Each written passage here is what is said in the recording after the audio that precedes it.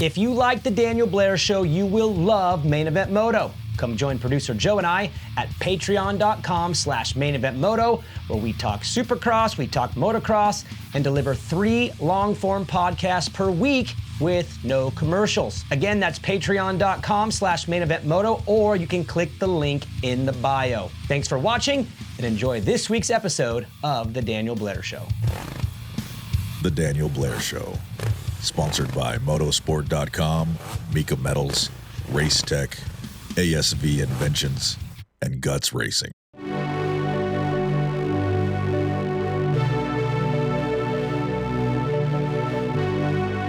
So many storylines heading into Washougal, but there can only be 10 lead stories. And we start with number 10, Jeremy Martin, who is the biggest story from Millville, but I ain't waiting that long to talk about it.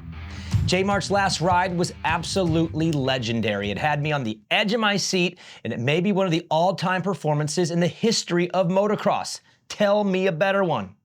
2 big hole shots, a wire-to-wire second moto win at the perfect location, a couple hundred yards away from where he learned how to ride a Pee-wee. It seriously felt like a movie. It really did. I mean, think about all the things that had to line up just right for this story to end like that. The former 2-time champ gets badly hurt, grows old, gets a couple regular jobs, and fades off into the sunset as the sport moves on without giving him a proper farewell. Then he gets a job working for his old race team, where he won those championships, giving VIP tours to fans at the races. The team decides to give him one last hurrah and signs him to a 3-race deal. He's unprepared, but still has some gas in the old tank at the practice track, giving everyone thoughts that, hey, it might go well. He shows back up to the races, struggles bad, crashes, contemplates the decision, decides to pull out of the following weekend's race, hits rock bottom again, just like in the movies. Even fills out a couple job applications. Then he gets sat down by the crusty old team owner who says, listen here, Rudy, we'll give you one final race to say goodbye, and we'll give it to you at your home race at Millville. But listen here, boy, and listen good. We don't need you to win, okay? That's for our TikTok gangster, gun flashing, Plaxico Burris, hellion danger to do, but we'll let you say goodbye. He starts training, puts his head down, and says to himself, oh, by golly, I'm going to do more than just ride off at Millville, don't you know? I'm going to put on one of the best performances. All right, just cut that part out. It's Saturday. The hillside is full. Jeremy's last ride. Moto 1 is great. 3rd on the podium. Fans are stoked, unreal. But that's probably it. Used up all the gas in the tank. Not so fast. Gate goes down Moto 2, and he leads the way. The announcers Weege and JS7 start telling his history, his stats, his resume, with everyone watching thinking this is awesome, but it ain't gonna last. 2 pro motocross titles, an absurd podium percentage, a mini documentary about he and his brother. What a tribute. If only he could hold on for another podium. Then the dude drops the hammer, hits another gear, puts on a 15-minute whooping, riding like a spring chicken, beats the brakes off Danger Teen, and the white flag comes out. 1 to go. The final lap is in slow motion, reliving all the highs and lows that came with this career by Jeremy Martin. The wins and the injuries, the trophies and the job at the dealership, the bonus checks from Yamaha and the checks from UPS, the hundreds of checkered flags he's had in his life, to the hundreds of people he's met giving VIP tours, walking around talking about the good old days. Last corner, checkered flag, the mountain erupts. The fans watching on TV begin to cry, and the guy walks onto the podium, and the first thing he says is he made some bike changes in between motos? What the Jeremy? Bike changes? You damn near ruined the movie. Bro, this is your moment. This is all of your moments moment. Dude, even JT was stunned. And then he played into it, almost broke a tear, went to the press conference, chugged a Michelob Ultra, and it was over. End credits. JMart, you are a bad, bad dude. You make this sport cool, and I don't think we'll ever see a final moto of anyone's career ever end like that. I still have chills. Supercross champions Cooper Webb and Jason Anderson are lead story number 9 and are now out for different reasons. Aaron Plessinger pulled out during the first moto at Millville, and I'd have to guess he'll join this list at Washougal. This seems to always happen this time of year. It is by far the toughest stretch of the season, and I saw a few people online talking about the schedule, asking the question, is 31 races too many? Is the sport too brutal? and it got me thinking. But first, should we even explore this? We haven't had this discussion in a while, and I'm assuming we all know it ain't changing, so why bother? The truth is, I don't want to have that talk without some data, some real data, and that would be a pretty big task for something that, again, is not changing. The discussion would be more feeling over fact, plus these guys all race in the off-season, so it ruins any case they have that there are too many races. But I decided to dig in a little just to see who has raced the most this season. I didn't look up 250 guys because they don't do all 17 Supercrosses, and tops they get to 24 races in the year, so I'll leave them out of it. But our 450 boys race a lot, and I wanted to take a look. After Millville, only Justin Cooper and Malcolm Stewart have raced every single race. Just 2. AP was running strong until pulling out of Moto 2. Webb was hanging in there before missing Millville, and now we're at 2. That ain't good. That's actually terrible. 2 of our premier class racers have raced every race of the season, which means 10% of our top 20 have lined up, and that is a devastating number. Now, I'm not going to blame it all on 31 races. We're at 24 right now, and that seems like a totally okay number. But something has to change. I know in this sport, these dudes get banged up. It's what everyone signs up for, but there's no way it'll ever grow or be accepted by the masses and mainstream when we have numbers like that. Is it the bikes? Is it the schedule? Is it the tracks? Maybe all of it combined. Probably, but it's terrible and we shouldn't just glaze over it. We need to sit down here very soon, collectively as a sport, and make a dramatic attempt to help our athletes survive. I do think it's time to make some real change, and I do think we have the brains to do it. We just have to have the will to do it. 2 riders, that's unacceptable, and it is time to take a closer look. Lead story number 8 is Austin Forkner, who finished 8th at Millville, and I'm beyond happy to see it. He's had a quiet summer, running around 20th most motos, and it sometimes feels kind of like a bummer. He's always had such a high ceiling, maybe one of the highest in the sport the last 10 years, and he's one of the more fun characters in the sport when he's on top. Yes, he had a brain surgery, and yes, he had a kid, which changes everyone, but I've always had this hope that he'd be able to harness the Austin of old, the pixie stick Austin, and be a champion in this sport. I'm a real fan of his. The reality is, it's been way too brutal for way too long, and finishing every round is the goal now. I've accepted it, I respect it, and so far, so good. This was his best outdoor weekend in years, a solid top 10 overall, and I'm to the point where I'm good with anything he does as long as he's finishing. Millville was better than just okay, and right now today, he has more points combined than he's had since 2021. I'd love to see a full force Austin in Supercross next year. He did have some intriguing qualifying times this past year, so I know it's still in there.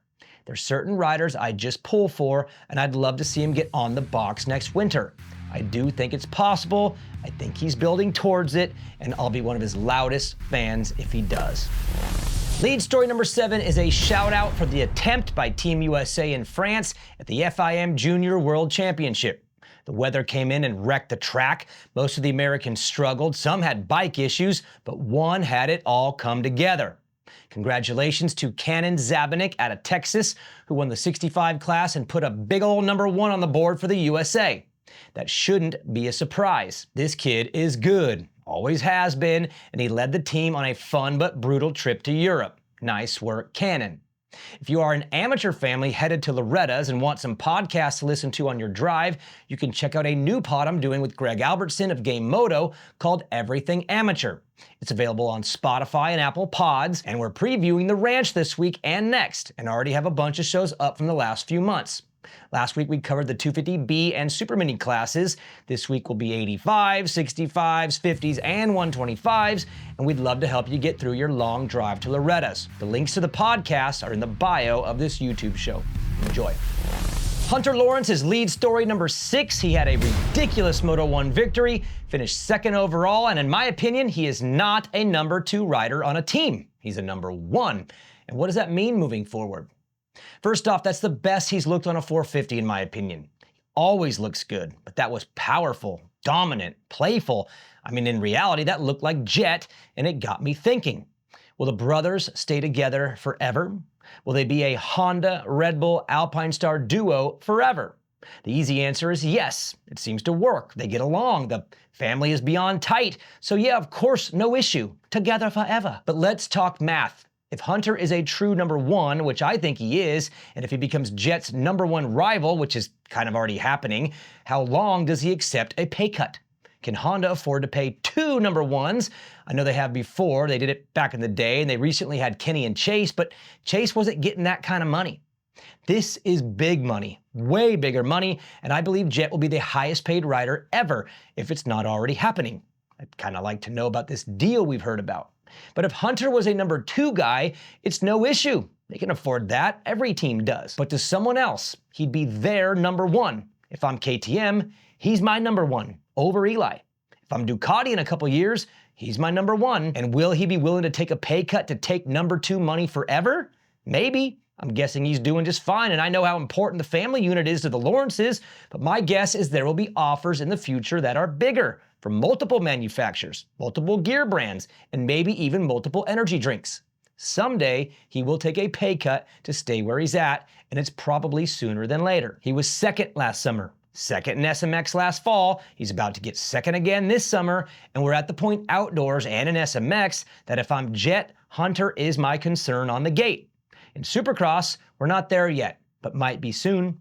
Will Chase be as good on a Cowie? Will Coop be better than Hunter next year in a title defense season? He's historically not as good in those years, and he's aging little by little. How are we feeling about Eli right now? I'll get to him in a minute. And what if Haiden does move up for Supercross next year like he should? I know I keep teasing that. I'll share my theory on the Deegs in full 2 weeks from now. My point is, what if Hunter is the number two guy in Supercross next year and turns into a true number one? When will the offers come? Where will they come from? And what will he say when staying put ends up being less money than the offers? Interesting topic, and I think it's coming soon. Cole Davies is back on the bike. He's lead story number 5, and his return to racing is pretty exciting, but also somewhat unknown. The Salt Lake City qualifying crash delivered a brutal injury that led to a pretty rough hospital stay and surgery to his arm, and we never heard a timeline for his return to racing. I kind of assumed the worst and thought maybe we don't even see him again this year. But then he popped up on the bike, and that's an awesome sign, and now it has me wondering when he'll be back. You'd think SMX at Charlotte. That gives him 8 more weeks to get strong, get back to full speed, but he's actually sitting 15th in SMX points. And based on the playoff structure, he may need to get in there and stack a few extra points to guarantee a direct ticket to the gate, so he doesn't have to race the LCQs in the playoffs. I'd like to see him hit a round or two at the end of the Motocross Championship to not only get those points, but to knock out those first couple motos without a lot of pressure. Most of these kids have a goofy moto or two before they figure things out outdoors, and I believe that would dramatically help him for the 2026 motocross season, like it did for Haiden, like it did for Jett, and like it did for Chance Hymas in recent years. When we look at the future, Davies fits into the conversation of favorites moving forward when Haiden Deegan moves up. I'm not sure yet where he fits in with the Shimoda, Kitchen, and Hymas trio outdoors. He's unproven in motocross, but my guess is he'll be pretty dang good at that too. Indoors, it's clear he's one of the favorites to win whatever coast he races in 2026 Supercross, with or without Haiden Deegan on the gate. Mikkel Haarup is breaking out and is lead story number 4. What a day, what a moto. Well, both motos actually, and I'm starting to get curious about what the plan is with this guy moving forward. A little background story. He aged out of the MX2 and the GPs, which doesn't mean he's old, it's just their rules. 24 years old is young here and not an issue in the American Championships. But due to the rules in the GPs and his relationship with Triumph, he came here to maybe fill a gap, wait around a bit while the Triumph 450 was developing. But it's starting to feel like he's too good here to leave. So what's the plan? Is he moving back next year to MX1, move up and ride the 450, or stick around and race Supercross? I mean, Tom Vial learned it in his 20s and won 2 championships. Who's to say Haarup can't figure it out enough to be a top 5 guy indoors? Actually, let's lower expectations. How about a top 10 guy indoors and a title favorite outdoors? That's where this is trending. And for a guy who I think was scheduled to go back next year, they need to take a serious look at keeping him around. He's no longer a prospect. The dude is legit, and there are some big decisions coming for Triumph. Have fun with that. A little Washougal preview for you for lead story number 3, but it's not the actual race I wanted to recognize. Thursday Night Motocross at PIR is having their 59th anniversary race in Portland on Thursday, right before the race at Washougal. It is one of the raddest races in the country, on one of the raddest tracks in the country, and they throw up some pretty big money for the privateers. I raced this race for years, won it in 2009, and it really is a privateer dream race. Fly is having a soft launch of their 2026 gear line at that race. My boy JT will be on site along with ambassadors Weston Pike, Damon Bradshaw, and Trey Kennard. And to anyone in the area wanting to take in one of the coolest events in motocross, you need to head out. Last year's winner was Grant Harlan, taking home over $3K in prize money, and I'm betting this year's race will be a banger, with some international names on the entry list. I almost had a ticket to come out, but we're Loretta prepping out at club, and I couldn't break away. Good luck to all you privateers chasing that money. Thank you to Thursday Night Motocross for putting this thing on, and to all the fans in the Pacific Northwest, enjoy my favorite race of the year. Eli Tomac is way off at the moment. He's lead story number 2, and it's pretty clear that something is up. There can only be a handful of possible options causing the massive slip in results and pure speed the last 3 rounds. What is it? Is it a little bit of everything? Or is it just the reality that Father Time has caught up with our legend and our expectations need to be adjusted moving forward? First off, is he injured? We haven't heard anything, and although he's probably hurting in some way, every single rider on the gate is a little. That's Moto. Banged up is life, and although he has seemed physically off when the camera is on him, I don't believe it's an injury. Is he out of sync with his bike? Yeah, I'd say so. At Millville, he looked like he was fighting the bike every inch, but at this level, you can't blame the bike just because you're not comfortable. The riders are responsible for bike setup, and the top riders are never so off in setup that they go from winning Moto 2 at High Point to getting beat by Hunter Lawrence by over a minute at Millville. No, it's not the bike. Is it just a slump? I don't think so. When you're a legend of the sport, a slump is 2 motos, or let's just say 2 weeks tops. It's not a 6-moto downward spiral that led to the broadcasters being baffled on live TV without a clear understanding of what's going on. That's not a slump. To me, sadly, and I hate even saying it, this is the new reality, an uncomfortable realization, and unfortunately something that we all should have seen coming. This is where our legend is now. There's nothing specifically off, no injury, no bike issue, no slump. It's just called reality. When a rider gets older, everything gets more difficult. Everything. With a couple years of injury back to back, cracking into those 30s, and a freaky new generation of youth taking over, the reality is Eli is a 3 to 7 guy now and will be moving forward most of the time. That's not a bad thing if the expectations are appropriate. I came into the season feeling like we would get our War of the Titans. That's what I wanted. That's what I hoped for. That's how optimistic people think, and I'm usually too optimistic. So we got a little taste of the good at Paula when Jett and Hunter were warming up and Chase went weirdo. He did get a moto win at Hangtown, but he had to give it everything he had to take down AP, who has never won a moto before.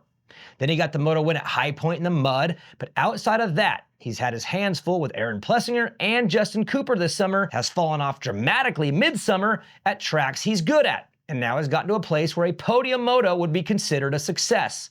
That's just reality, and it hurts because we see him as a legendary figure, but this is totally normal, and it's why a lot of legends leave early so this type of fall off doesn't happen. But with the right expectations, this can still be considered good. He's still a badass. It's just not what we're used to and not what many had hoped for. The question I have moving forward is kind of a wild one, and that's due again to the secrecy in the sport that bugs us all. But has he signed his deal with KTM? Is it done? Has ink hit the paper? If it's done, then never mind this. But if it's not, what does the future actually look like? Does it actually happen? If it does, what does it look like? A month ago after High Point, I wouldn't have cared too much to get this answer because it's just a silly part of our silly sport. But now I'd like to know, is the deal done? And will we get that answer this weekend at Washougal? Someone book Hopper a flight. Jett Lawrence wins again with a 2-1 moto score, and our lead story this week is the absurdity that is Jett's now 21 out of 22 overall stat.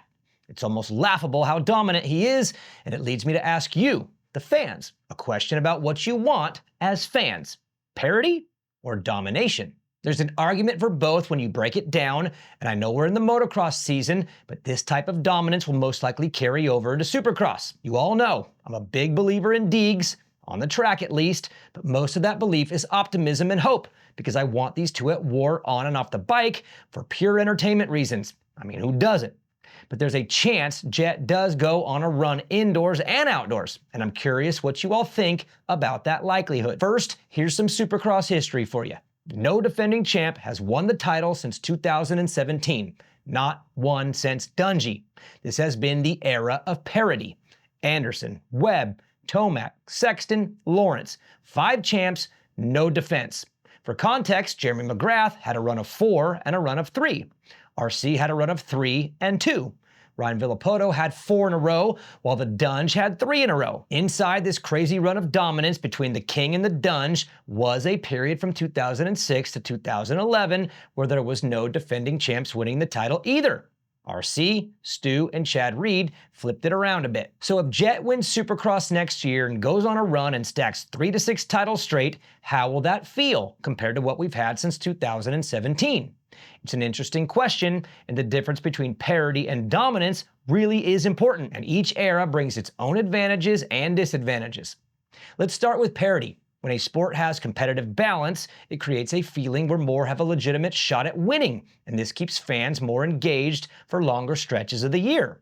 The unpredictability adds excitement late into the season, say April and May in Supercross, when people start heading outside with the warmer weather.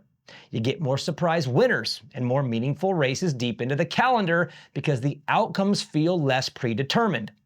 But parity also has flaws. One of the biggest is the lack of a dominant superstar figure like Michael Jordan, Tom Brady, or Tiger Woods who can help establish an era for a sport. Without those types of names, the storylines in those sports can feel flatter and less memorable. There's also the argument that when the talent is spread out too evenly, it lowers the ceiling of performance. If everyone is good but not great, you have a risk of competitive mediocrity. There's also legacy building, and it's harder for athletes to leave a lasting impression on a sport when their success is spread out and doesn't last very long. On the flip side, dominance has some advantages. When an athlete rises above the rest, especially consistently, it gives that sport a central storyline and central star.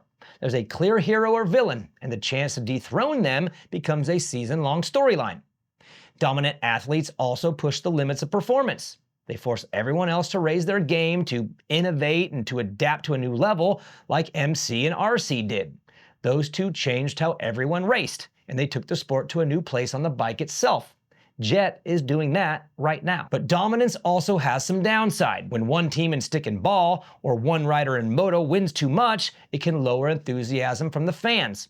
Fans will sometimes check out if they feel like the ending is already written. That kind of ass-whooping over time lowers interest, especially halfway through a season. New champions and underdog stories are typically the biggest draw in sports and are better for long-term growth. So which model is better? What do you, the fans of Supercross and Motocross, like more? Parity, which creates hope and unpredictability? Or dominance, which creates forever legends and pushes the sport to new levels? There's a good chance we're walking into a change in this sport right now. 21 out of 22 outdoors already exists. If this happens in both Supercross and Motocross, and our entertainment becomes reliant on the 250 class, how will you feel on Saturdays? Interesting topic. Thanks for watching, and we'll see you next week.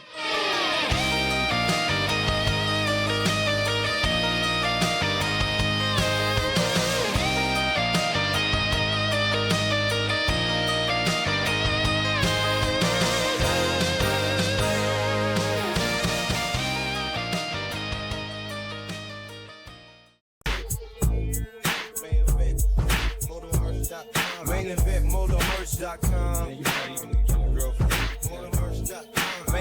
motomerch.com.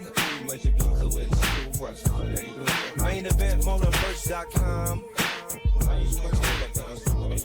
Main event motomerch.com.